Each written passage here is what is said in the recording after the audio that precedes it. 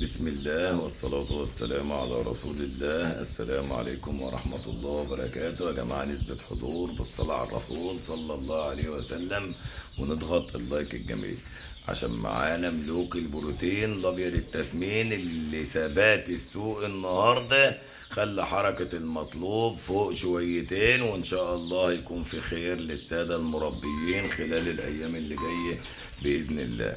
وعشان اللي جاي هيكون خير في ظل ان في ازمات، وفي ظل زيادة اسعار الخامات، وفي ظل رفع اسعار الدولار، وفي ظل البيع في سوق السوداء، وفي ظل الازمات اللي بيمر بها المربيين اجمعين والمنتجين، وفي ظل ان الكتكوت بجنيه، وفي ظل ان باقي الاسعار المنتجات فيها خسائر للمربيين والمنتجين اجمعين. ان شاء الله خلال يوم او اتنين يكون في خير في السوق، وربنا يعوض على الناس خير في الايام اللي جايه ان شاء الله.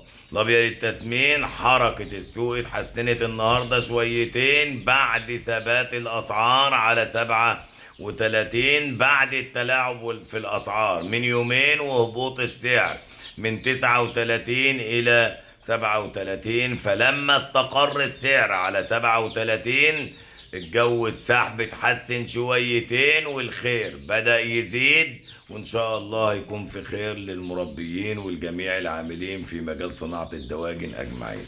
أما عن الساسو التسمين فالساسو التسمين اشتغل 55، والرز التسمين اشتغل 56، والبلد الحر شغال 57 و58.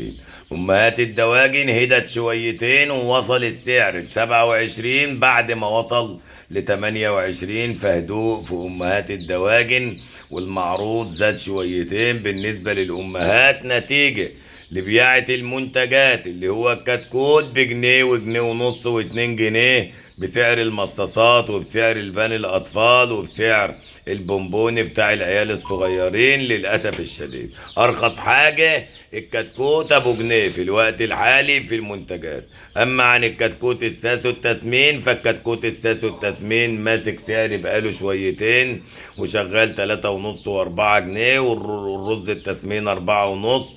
أما عن البيض فالبيض الأبيض 72، الأحمر 73، البيض البلدي ب75 جنيه. تابعونا على بث مباشر بعد قليل على قناة رئيس جمهورية الفراخ على اليوتيوب، تعرفوا الدنيا رايحة فين وجاية منين، والعرض عامل ازاي، والطلب عامل ازاي، ومؤشر السوق ايه خلال الأيام اللي جاية إن شاء الله. وربنا يفتح للناس ابواب الرزق وابواب الخير، ويخلصنا من الدولار اللي رفع نار، ونشوفكم من خل خير، وما تنسوش اللايك والشير.